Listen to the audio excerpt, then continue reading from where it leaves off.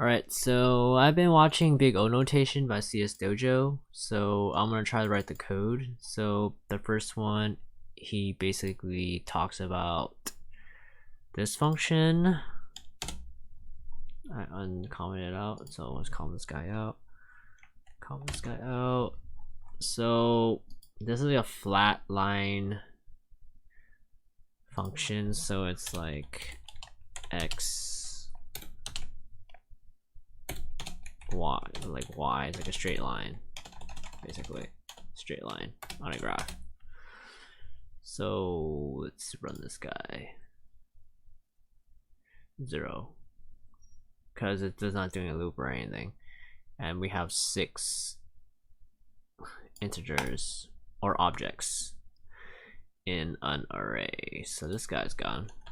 Now we're gonna do the second function, find a sum of this array. So 1, 3, 4, 5, 6, 7. So I create the function. This is the argument. It's gonna start at 0. We're gonna for loop it. It's gonna go as many times as possible until it gets a total. So let's print that right here. And we're going to get the total. We get 26. 1, 3, 4, 5, 6. We get 26 total. And you can also count the array. There's 6 objects in here. And there's gonna be a multi-dimensional array. So it's basically, it's an array as in an array. It's like a box in a box in a box. It's really hard to explain.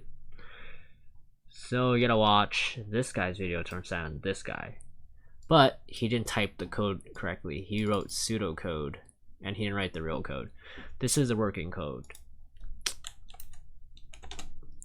And we're gonna find the total of this 2D array.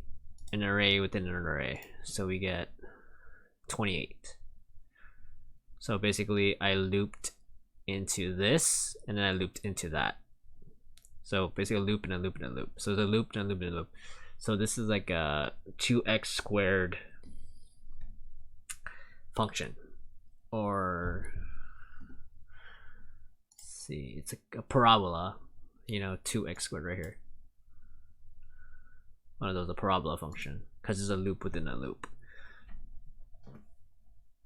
So yeah, so it's a loop within a loop. As you put more loops in a loop and a loop and a loop, it makes things slower.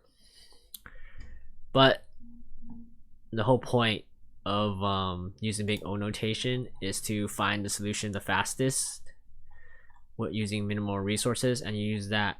So that basically Big O, it's just integrals, derivatives, calculus to solve problems quick. Use functional math to solve problems from big data sets. So basically find a solution as fast as possible. So this is your data set and these are your functions, but this is really slow because it's a loop within a loop. So you gotta study a little bit more.